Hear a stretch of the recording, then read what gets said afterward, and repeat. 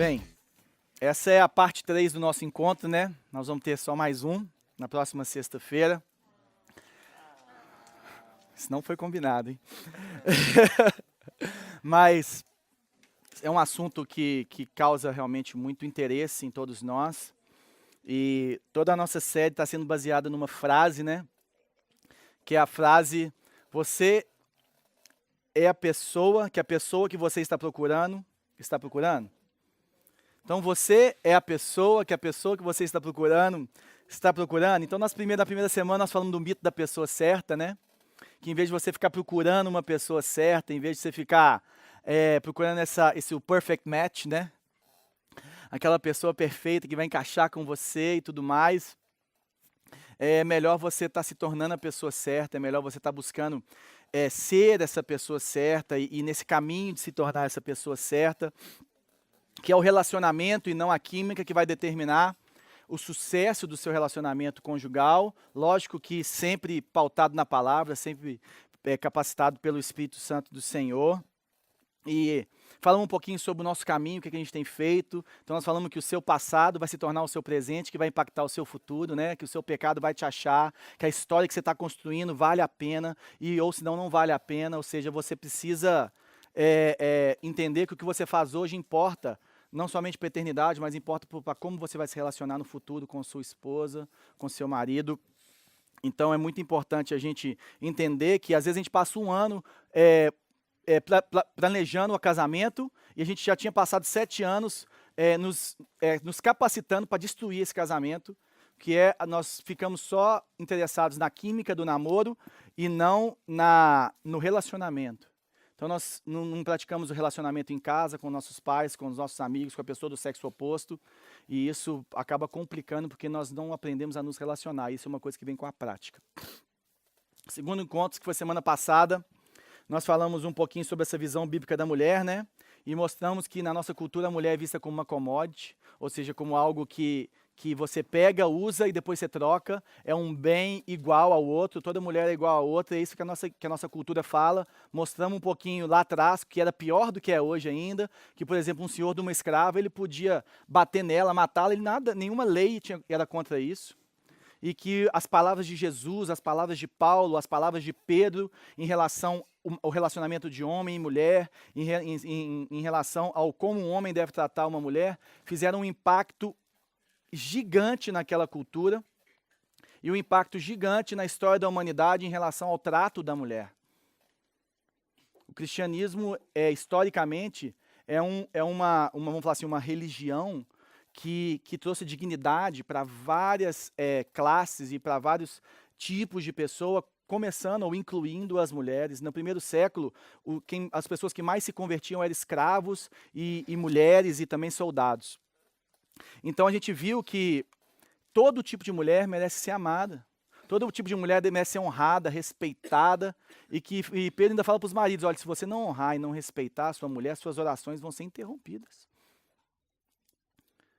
Então nós precisamos começar a praticar isso hoje, porque de um dia para o outro, num passe de mágica, você não vai começar a honrar a sua mulher. Isso não vem de um dia para a noite, isso vem de uma crescente dentro de você. Você vai se policiando, você vai aprendendo a fazer isso. E nós conversamos um pouquinho sobre que nós precisamos de renovar a nossa mente para que isso aconteça. Nós precisamos de começar a construir uma mente, uma mentalidade nova, né? Para que isso aconteça na nossa vida a partir de hoje. A partir do seu relacionamento com seus pais, com sua namorada, com seu noivo, sua noiva e com qualquer mulher que esteja presente na sua vida. E do lado das mulheres também. A mulher tem que se fazer respeitada dessa forma. Se você se enxerga como um objeto, se você se enxerga como um cachorro quente que é para ser desejado e mordido, você vai atrair pessoas dessa forma. Você tem o que você tolera. Então você tem que começar a pensar um pouquinho melhor a forma e as coisas que você aceita nos seus relacionamentos. Para que você possa também ser essa mulher digna de honra. Porque os homens cristãos, eles com certeza, e porque Jesus falou isso e os apóstolos, eles têm que tratar qualquer tipo de mulher dessa forma, uma prostituta. Jesus trouxe dignidade para uma samaritana, trouxe dignidade para uma prostituta. Então, não é porque a mulher não merece, é porque o Senhor falou assim: elas são cordeiras do dom da graça, da vida, assim como os homens. E aí nós falamos um pouquinho sobre esse assunto da pornografia, que a pornografia, ela senta numa escola quando você começa a ver imagens pornográficas, né? E essa escola vai te falar que um corpo de verdade não é bom o bastante, um corpo só não é bom o bastante, e depois o corpo da sua mulher não vai ser bom o bastante. Isso serve para o seu marido também, porque hoje nós já temos estatísticas que são assim alarmantes, que cerca de 10% das mulheres cristãs de 20 a 39 anos consomem pornografia regularmente. E os homens a 50%. Isso é uma pesquisa recente, feita por um site americano, com evangélicos. Então, é uma realidade que nós precisamos de lutar na nossa vida, é uma realidade que nós precisamos de tirar da nossa vida, porque muitas vezes a menina está namorando com o cara, ou o cara está namorando com a menina, e como nos homens o percentual é maior, normalmente acontece no cara, ele entra para o casamento, e durante o casamento, passam 6 meses, 1 ano, a mulher começa a ver que ele é viciado naquilo. E ela não tinha como perceber isso antes. Porque com certeza ele não contou, então nós incentivamos. Se você não quer mudar, se você não quer sair dessa prática, se estiver namorando, conta para a menina. Olha, eu sou viciado em pornografia. E aí deixa ela escolher, pelo menos, né, as qualidades e os defeitos com os quais ela vai se casar. E aí nós falamos sobre isso e hoje a gente chega nessa parte do sexo. E o sexo é interessante porque existe uma cultura hoje em volta do sexo. Existem algumas situações e alguns mitos e que a nossa sociedade fala que, por exemplo, que o sexo é apenas físico. E será que sexo é apenas físico? Será que o que você faz no seu corpo, e principalmente a relação sexual, quando você tem uma relação sexual, ela não abala em nada a sua alma? Ela não mexe em nada dentro de você. Ela é uma coisa completamente desconexa. Hoje, por acaso, eu tive que me inscrever num blog lá da empresa e caiu para mim um texto falando exatamente isso. E a menina perguntando assim pro cara, pro blogueiro, sexo é apenas físico? Olha, caiu hoje para mim. A resposta dele, e foi aquela resposta que eu já esperava, era, claro que é apenas físico, o sexo é para você desfrutar do prazer, e existem muitas pessoas que conseguem ter relação sexual sem nenhuma conexão de alma, de intimidade, e existem outras que não, que precisam de amor para que isso aconteça, precisam de algum tipo de intimidade, algum tipo de conexão, mas a verdade é a seguinte, a forma como cada um se sentir melhor, essa é a verdade para cada um. Ou seja, não existe uma verdade absoluta. A verdade é híbrida. Ela se transforma de acordo com os seus prazeres. O importante é você querer, você gostar. Então, será que é isso mesmo? Será que então nós devemos fazer sexo à vontade, liberal? E se você ficar grávida, por exemplo? E as feridas na alma que acontecem? Tem um filme que eles combinam, o casal combina de apenas ter relações sexuais. E no final do filme eles se apaixonam e viram namorados. E esse filme é um retrato muito interessante de que sexo não é apenas físico. Será que a sexualidade nossa ela não está ligada de alguma forma na nossa personalidade? Será que quando existem feridas que nós recebemos ou fazemos em nós mesmos, ou nos deixamos machucar na alma, que vem através das relações sexuais? E eu tenho algumas perguntas aqui que eu não tenho a resposta dessas perguntas, mas são perguntas que às vezes nos fazem pensar que sexo realmente não é apenas físico. Por exemplo, por que uma criança que foi abusada tem tanta dificuldade com a sexualidade dela durante a vida toda? Por que uma criança que foi abusada, ela carrega isso durante a vida inteira, tem dificuldade com a sexualidade dela? Não é apenas físico? Não é apenas alguma coisa? Não é igual bater? Ah, mas você às vezes violou uma autoridade, né? Foi violado uma autoridade de um adulto com uma criança, de alguma coisa. Gente, nós somos o erro de uma autoridade sobre a vida de alguém, de um pai com um filho ou de um adulto, vai acontecer de qualquer forma. Será que, por exemplo, no caso do estupro, por que o estupro é mais traumático para uma mulher do que apanhar? Qual que é a diferença? Se sexo é apenas físico. Por que uma mulher que foi estuprada, ela apenas não fala assim, minha filha, cresce, amadurece, aconteceu, vai bola para frente, esquece disso. Vai falar isso para quem foi estuprado. Por quê? Será que sexo é apenas físico? Será que os homens, a maioria dos homens que tem problemas sexuais, eles tiveram um pai ausente na sua infância? Grande parte deles. Será que isso não é um comportamento? Será que isso não tem alguma coisa ligada à construção da sexualidade desse homem?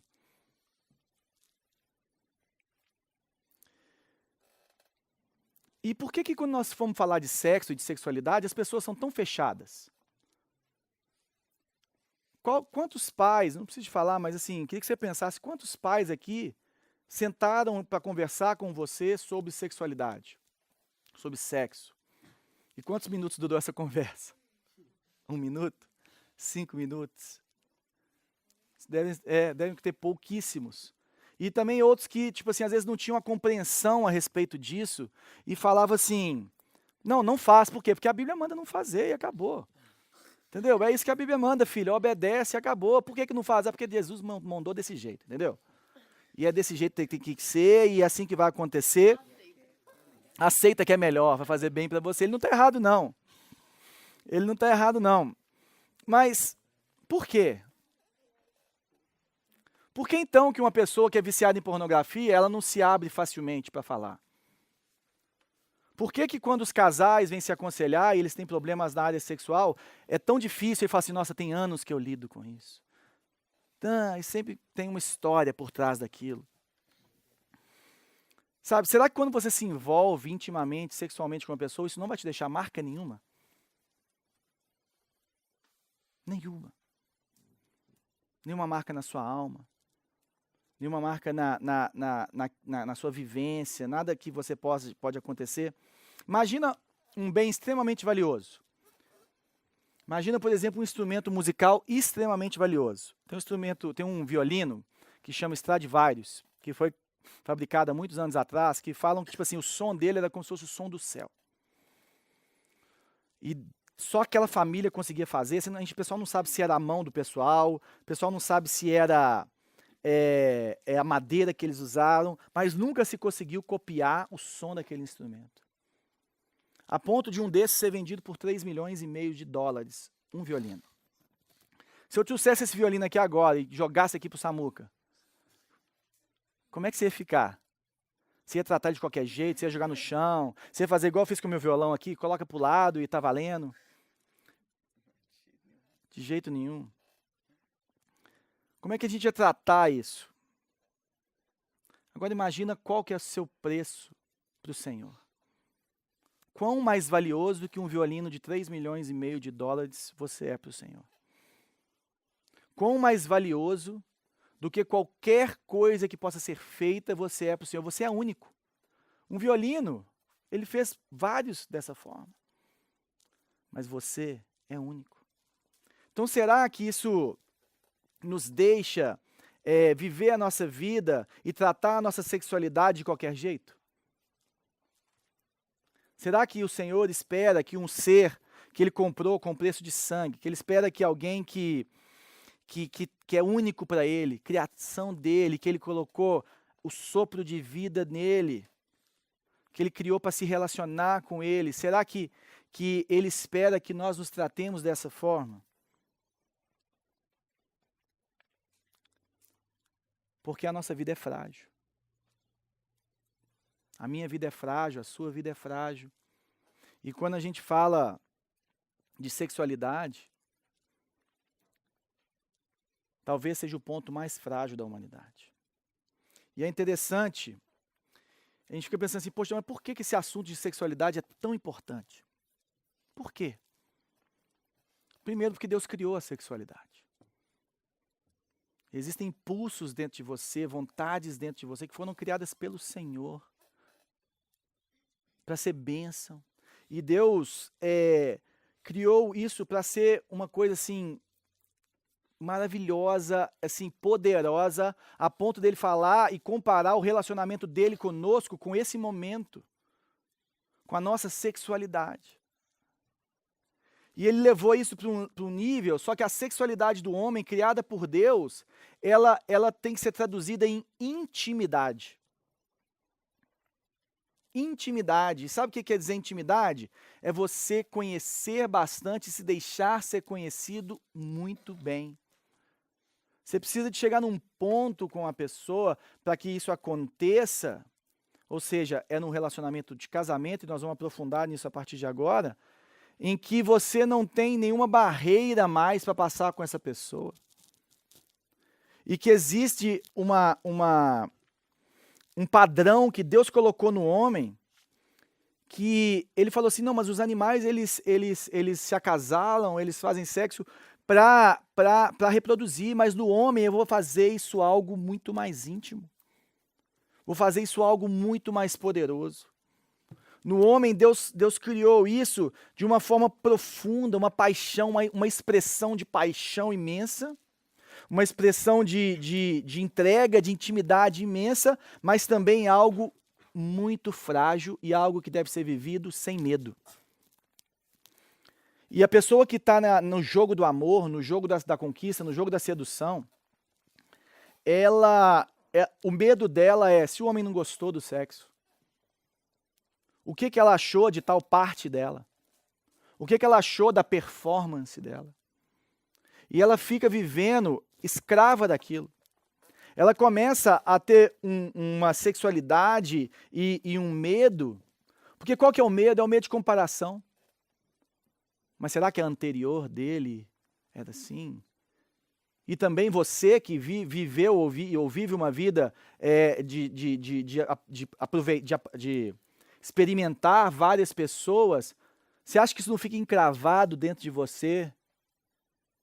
Essa comparação? Você acha que não vai levar isso para o seu casamento? Você acha que não vai levar isso para a sua cama, para a cama da sua casa? Para a sexualidade que você vai viver com a sua esposa, que era para ser sem medo, sem comparação. Sabe, é interessante que essa sexualidade, ela é muito poderosa, mas ela é tão frágil que ela pode ser quebrada. E isso que o inimigo fez, e isso que essa cultura e que a carnalidade do homem fez, ele quebrou a intimidade na sexualidade. Quebrou a parte de ficar sem medo, quebrou a intimidade completa, quebrou a entrega completa. Porque quando você tem uma esposa, quando você tem um marido, o seu relacionamento está muito acima e muito mais íntimo do que aquilo, e você não fica preocupando com comparações, com performance, não. É um ato de extremo amor, é um ato ungido, abençoado por Deus. E na maioria das vezes não tem nada a ver com o que a cultura e com o que os filmes têm pintado para a gente. Isso só vai trazer decepção.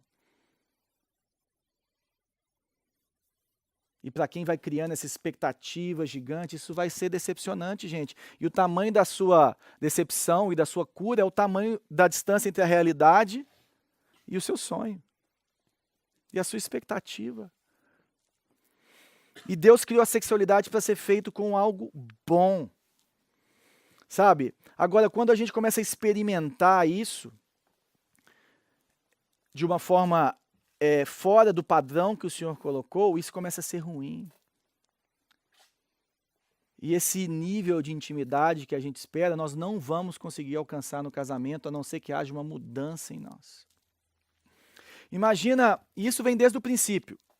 Imagina a maioria das religiões que você conhece, imagina as religiões antigas, as religiões novas, a maioria delas, existe um líder em que ele prega que todas as mulheres devem ou podem ter relação com ele. Por exemplo, quando Moisés subiu para o monte para receber a lei do Senhor, em volta dele existiam culturas pagãs e grande parte delas celebravam o culto ao Deus dela com uma sexualidade exacerbada, com uma entrega do corpo E se eu tenho certeza que a lei foi dada por Moisés, não só por isso, mas muito por isso também, quando ele vem e fala assim, você não vai se adulterar. Que homem que iria criar isso e que outra religião que fala isso? Não adulterarás. Você vai se guardar para sua mulher, naquela época podia ter mais mulheres. E vem Jesus e fala o seguinte, olha cara, você vai se guardar para sua mulher e até a forma como você vai olhar para as outras mulheres vai impactar isso aí. E vão vindo os outros ensinamentos. E se a gente abrir a nossa Bíblia em 1 Coríntios, no capítulo 6, versículo 18, está escrito o seguinte.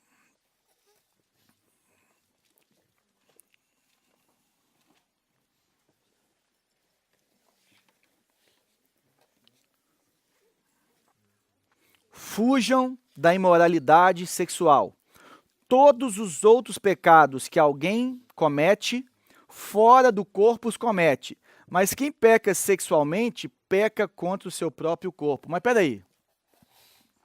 Será que Paulo está falando o seguinte, poxa, o pecado sexual, ele é diferente para Deus? De forma alguma. A gente sabe que todos os pecados para Deus têm o mesmo peso. Sabe que todo pecado é pecado, não existe pecadinho e pecadão, existe consequência do pecado. Mas então por que ele fala o seguinte, olha, todo pecado que você comete fora do corpo é de um jeito, mas aquele que peca contra o seu próprio corpo, né, ele comete esse pecado e isso tem um peso diferente, sabe por quê? Porque Paulo entendia que a sexualidade é frágil para o homem. E fala assim, olha, todos os outros pecados que alguém comete fora do corpo, os comete. Mas quem peca sexualmente, peca contra seu próprio corpo. Ou seja, existe alguma coisa que vai te impactar de uma forma que vai te destruir, que vai destruir a sua intimidade, que vai destruir a sua forma de se relacionar com a sua esposa, e a forma de se relacionar com o seu próprio corpo.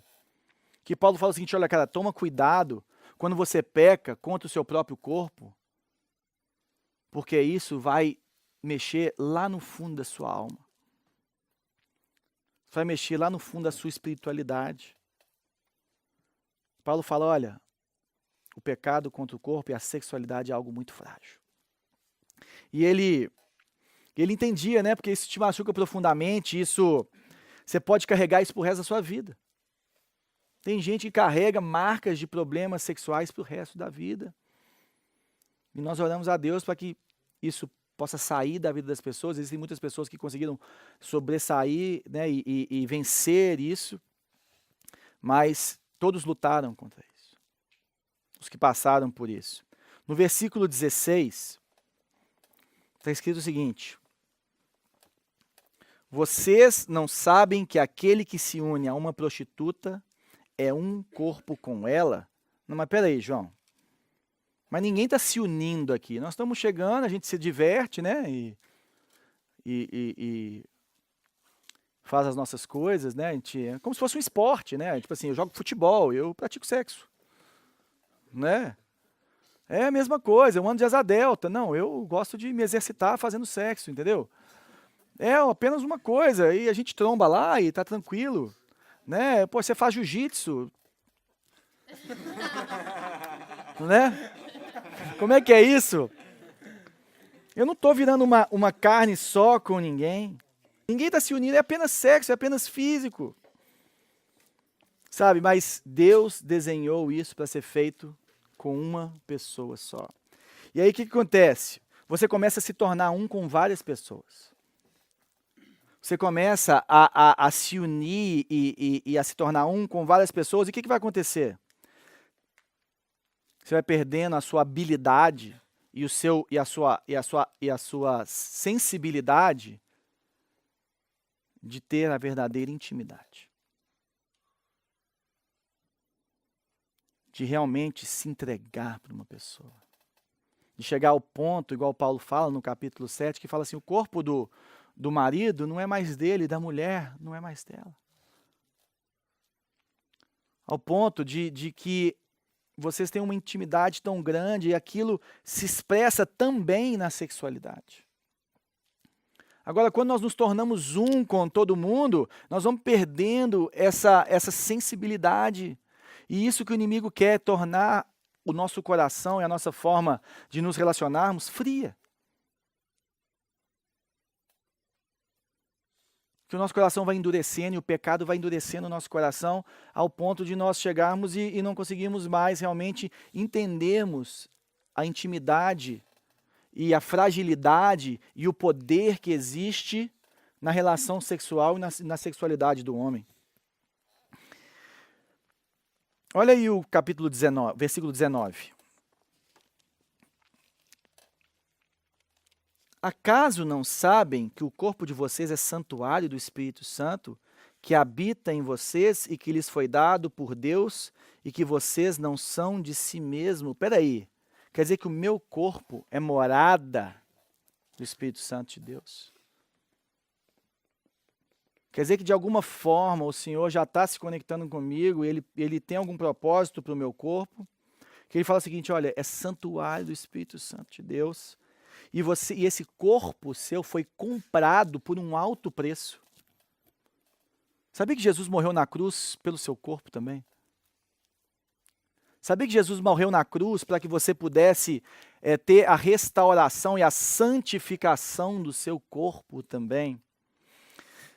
E é interessante que ele fala assim, você não é mais de você mesmo. Será que é assim que você vai tratar algo que nem é seu mais, que é do Senhor? Não só o seu corpo, mas o seu ser inteiro, a sua razão, a sua alma, tudo em você é do Senhor, foi comprado por um alto preço e você entregou para Ele. E é dessa forma que nós vamos lidar com isso, é dessa forma que nós vamos nos entregar com esse tipo de intimidade, essa fragilidade. E ele termina falando o seguinte, no versículo 20, vocês foram comprados por alto preço, portanto, glorifiquem a Deus com o seu corpo.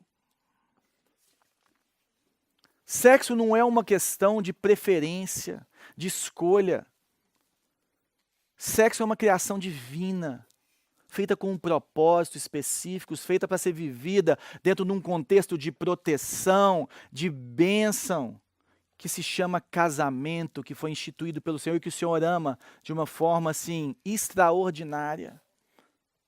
Você pode perguntar para todos aqueles que estavam vivendo assim, conectados com o Senhor e buscando o Senhor durante o namoro e buscando o Senhor durante o noivado, como Deus abriu a porta na hora de se casar, na hora que ele falou assim, é agora, meu filho. Na hora que ele colocou no coração deles, como que o Senhor faz milagres em casamentos. É impressionante. Nós podemos depois conversar sobre o que ele fez na minha vida quando eu estava noivo. E foi a graça do Senhor que me sustentou desde o dia 1, em que nós falamos assim, agora nós vamos nos comprometer para o casamento. Lógico que a gente já vinha sido carregado pela graça desde sempre, mas é tangível, é palpável a mão do Senhor. E existem alguns mitos, porque se isso é uma criação divina, e é uma coisa que nós temos praticado há muito tempo, tanto da forma certa como da forma errada, existem alguns mitos que eu queria passar aqui, para a gente ir entrando já nessa parte prática da mensagem, que o primeiro mito é que a prática gera a perfeição. Né? Ou seja, você vai tocar violão, meu querido, quanto mais você tocar, melhor você vai ficar. Você vai ser um lutador, você vai ser um jogador de futebol, quanto mais você tocar naquela bola, mais você treinar, melhor você vai ser. Agora, esse mito é o seguinte, olha, e as meninas recebem essa pressão toda hora, principalmente as meninas. Você vai casar com um cara que você nunca transou com ele? E se ele não conseguir te satisfazer sexualmente? Se ele for ruim de cama, como o povo fala? Como que vai ser? Fora outros adjetivos que não cabe aqui, né? Eu falar. Mas, sabe que uma criança de 11 anos aprende a fazer sexo sozinha? Sabia que eu não conheço ninguém que pegou consultoria sobre fazer sexo? Ô mãe, me ajuda aqui, porque tá difícil. Pai, aquela parte assim, como é que é mesmo? Peraí que eu esqueci, vou ligar pro meu pai. Sabe por quê? Porque isso é instintivo. Sabe por quê? Porque Deus que criou, cara. Deus que criou para ser vivido. E assim, são pouquíssimos os casos, e a maioria dos casos de complicação no casamento, de pessoas que casaram virgens, vem dessas marcas de criança. Não vem do relacionamento dos dois, do problema deles terem se casado virgem. E se você olhar estatisticamente, 99,9999% das pessoas que se separam, não se separam porque o outro é ruim de cama. Ou você conhece alguém que falou assim, não, eu vou me separar, sabe por quê? Porque eu já ouvi falar um caso até hoje, mas esse caso nem é por causa disso, é porque a mulher começou a se engraçar com outro cara, e aí perdeu a vontade de ter intimidade com o marido dela. Ela quebrou um princípio do Senhor. Agora, pessoas que experimentaram isso de forma depravada, Deus vai ter que ir curando isso dia após dia no seu casamento. Então, como é que é isso?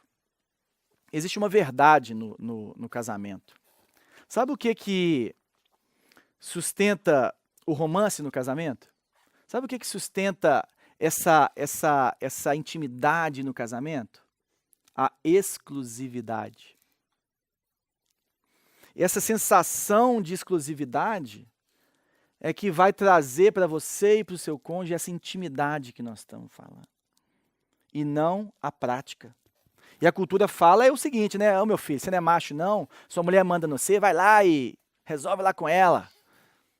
Né? Vai lá, garanhão, vai lá, macho alfa. Vai lá dar um trato nela e depois a gente conversa. Aí você vai jogar bola com a gente, tomar cerveja. Mas a prática não é assim. E nessa situação de exclusividade, sabe o que significa exclusividade? Você poder chegar para o varão, ou um dia chegar para a varoa, e falar o seguinte, eu esperei por você, e você esperou por mim, e nós vamos descobrir isso juntos. Quando o grande dia chegar,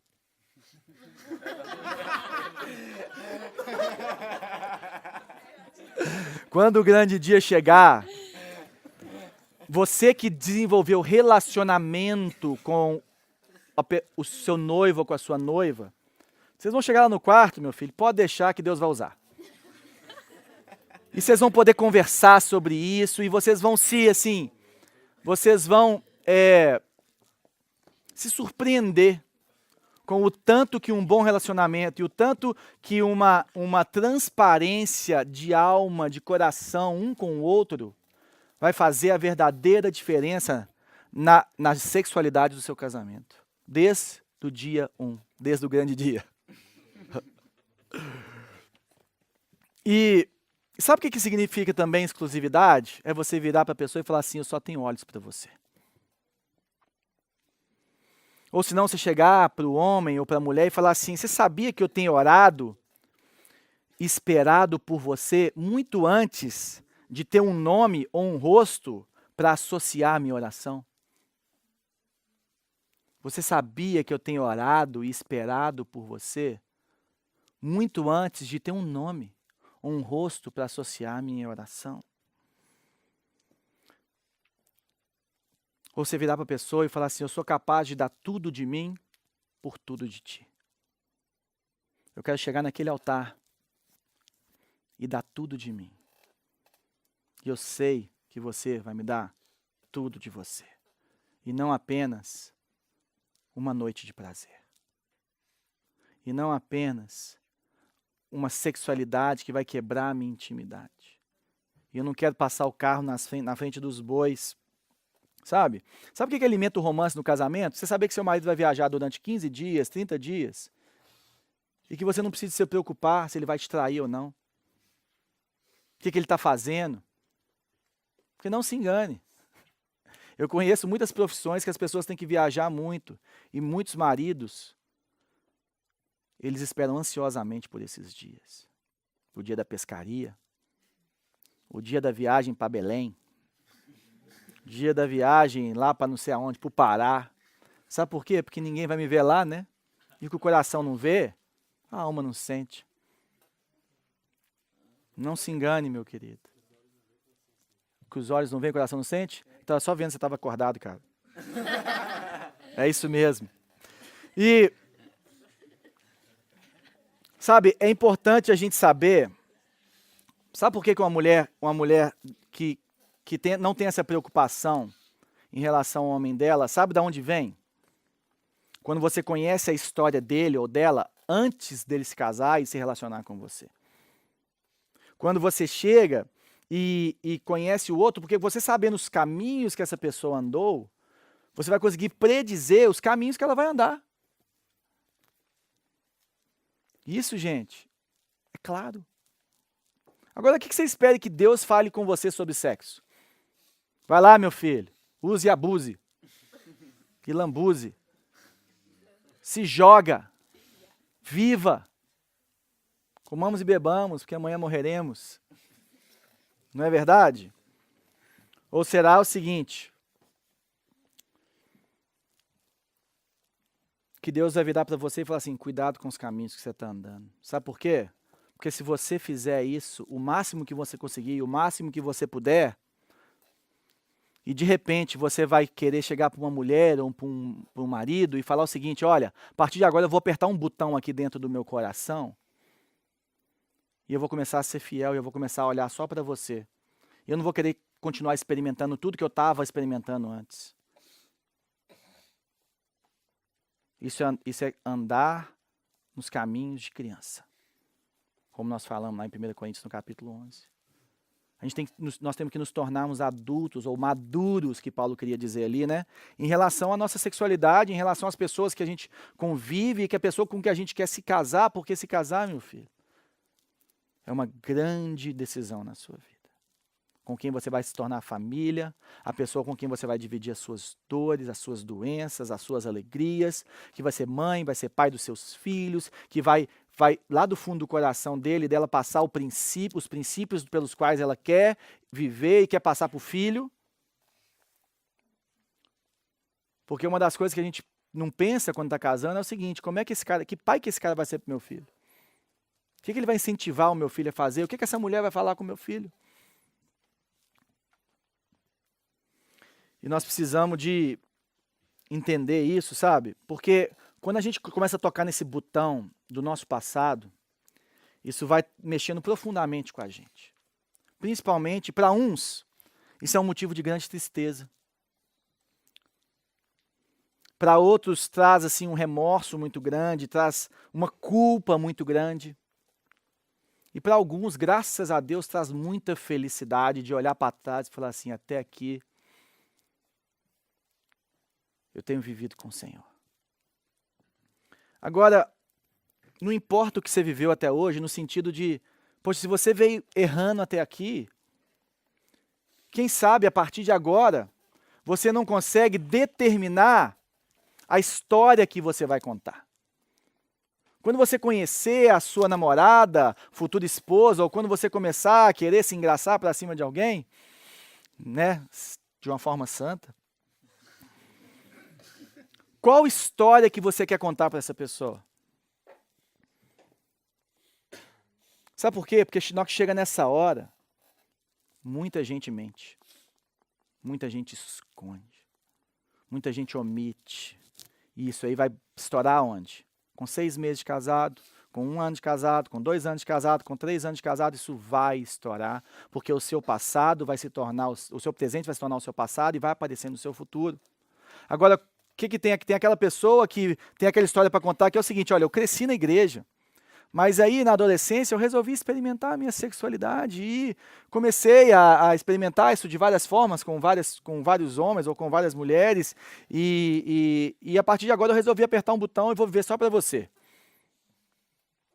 Te amo. Hashtag.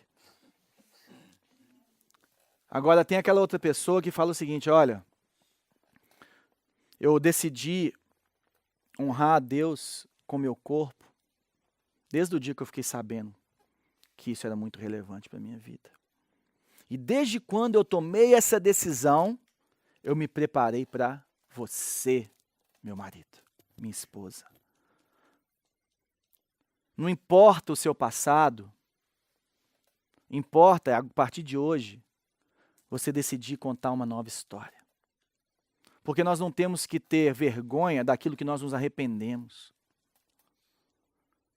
Quando eu conheci a minha esposa, eu contei para ela a minha história. Eu falei, olha, até aqui eu caminhei desse jeito. Mas a partir desse momento aqui, ó, eu decidi fazer uma nova história. E talvez hoje seja o dia em que você vai decidir mudar a história que você vai contar. Talvez hoje seja o dia em que você vai estar mais forte ainda para continuar vivendo a história que você já está praticando para você contar no seu relacionamento. Sabe? E falar o seguinte, olha, eu guardei o meu afeto, o meu amor e o meu corpo para você, porque muito antes de eu te conhecer, eu já estava me santificando e me guardando para o Senhor. Como eu honrei, olha que interessante essa frase, como eu honrei a Deus com o meu corpo antes de falar, eu aceito, para você, eu vou honrá-lo com o meu corpo depois de dizer isso.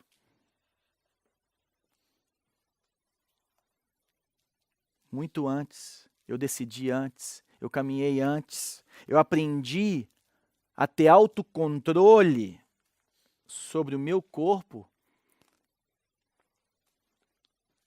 com muito esforço, com a capacitação do Espírito Santo, com o conhecimento da palavra, com a comunhão da igreja, muito antes de dizer sim para você.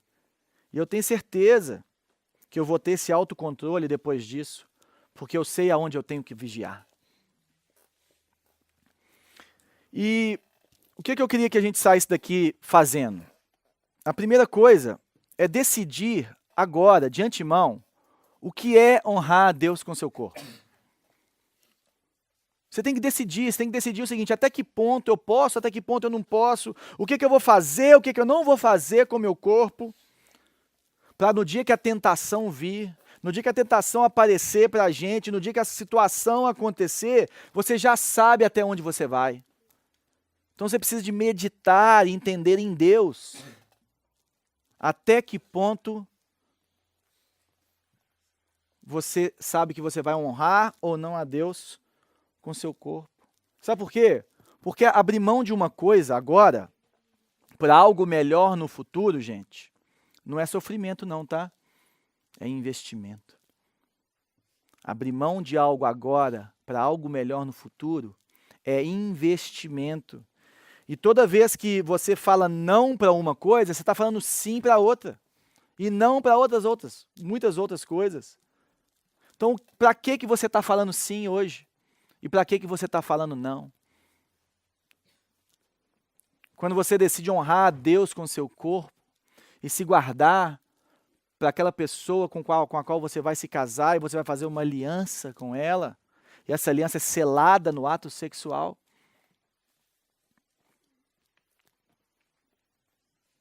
você está fazendo um investimento. Queria pedir para o pessoal passar uma carta que tem no envelope aí. Então, deixa eu só explicar essa carta, gente. Essa carta foi enviada para esse pastor que fez essa série no meio da semana, entre a sessão 2 e a sessão 3. E essa menina conta o testemunho dela em relação àquele 1 ano, aquele compromisso que nós falamos na semana passada, de ficar 1 ano sem namorar, 1 ano só dedicado para se conhecer no Senhor, para você que é um serial dater, né? Ou para você que se envolveu sexualmente, ou ficou muitos anos namorando e está intoxicado e você precisa de se conhecer no Senhor. É um compromisso que eu pedi para você colocar na sua agenda, 1 ano sem namorar. E essa menina viveu isso, e aí ela vendo essa série, ela lembrou disso e falou assim, nossa, eu preciso te contar a minha história, pastor. E eu leio isso e toda vez eu fico muito emocionado. Oi, Andy. Eu acho que você recebe muitos desses e-mails, mas após escutar as 2 primeiras sessões dessa série, eu não pude ignorar o que Deus está falando em meu coração. Como muitos, eu cresci numa família conturbada, E aos 5 anos de idade, minha mãe nos levou para morar em uma cidade muito longe do meu pai. Quando eu tinha 15 anos, ela teve aquela conversa comigo e eu me lembro dela me encorajando a esperar encontrar uma pessoa que eu amasse, mas não me incentivou a não fazer sexo até o casamento. Tudo que eu sabia sobre sexo era o que os meus amigos faziam e falavam, e esse conhecimento me levou a passar o ensino médio cega, me entregando para todos os namorados que tive. No primeiro ano de faculdade, comecei a conviver com vários tipos de pessoas. Meus novos amigos e eu começamos a frequentar a sua igreja e ouvir suas mensagens online. Virou uma rotina na minha vida. Uma noite eu estava sentada em frente ao meu dormitório escutando uma de suas mensagens sobre moralidade sexual e fui surpreendida pelo que escutei. Eu me lembro de tudo naquela noite. Foi um momento tão impactante em minha vida que eu sou outra pessoa desde aquele dia. Eu fiquei em prantos, anotando incessantemente o que escutava. As verdades sobre sexo e sobre o meu raso relacionamento com Deus foram reveladas e isso foi como um tapa na minha cara. Eu finalmente percebi a conexão entre a minha vida sexual e minha cegueira espiritual. Minha intimidade tinha acabado. Tudo se tornou real quando você fez o desafio de 1 ano.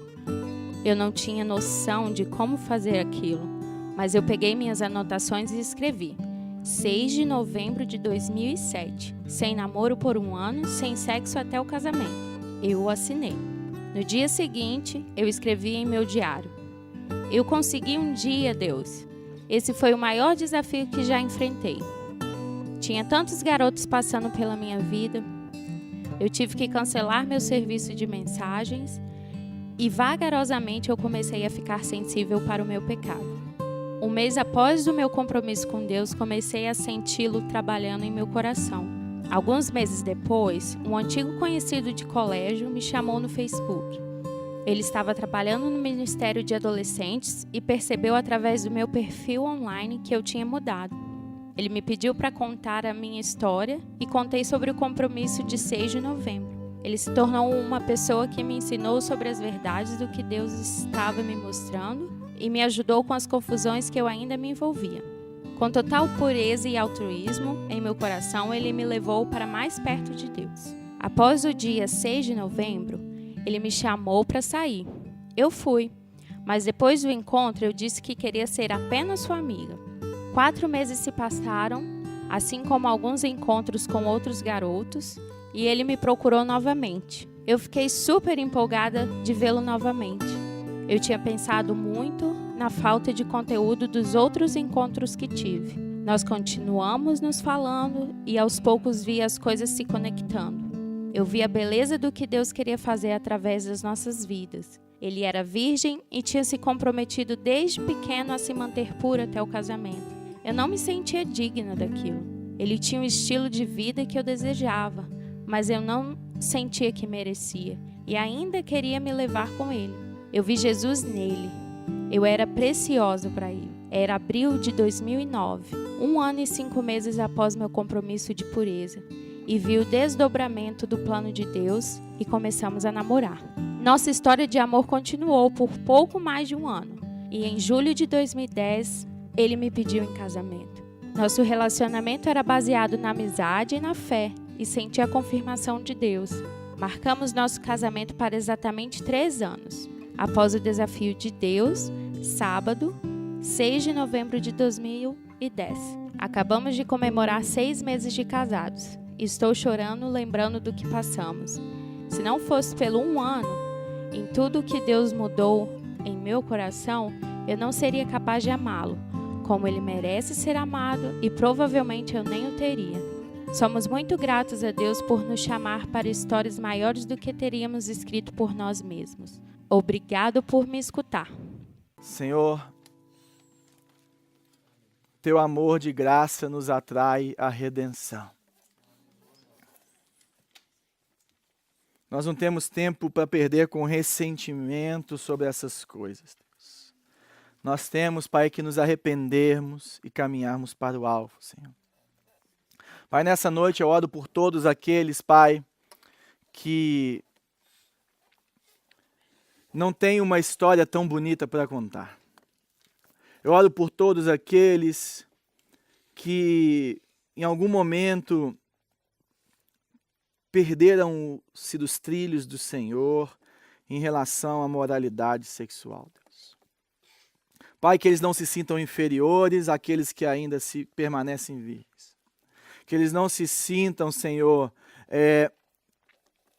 a parte, Pai, da glória do Senhor, Deus. Que eles não se sintam, Pai, a parte do Senhor, Pai, porque o Teu amor, Pai, que cobre os nossos pecados, que perdoa os nossos pecados, Senhor, é a Tua graça que nos basta, Senhor, e, Pai, é o Senhor que nos comprou com preço muito alto, Deus. Eu oro para que eles possam apenas, Pai, viver o arrependimento do Senhor, Deus, e começar a construir uma nova história para ser contada, e que no dia em que eles conhecerem essa pessoa que o Senhor pode trazer para a vida deles, Senhor, eles possam falar, olha, um dia o Senhor tocou no meu coração e eu tive a revelação daquilo que eu estava fazendo comigo, e a partir daquele dia eu decidi contar uma nova história. Pai, nós dependemos da graça do Senhor, nós dependemos do Teu Espírito para chegarmos nisso.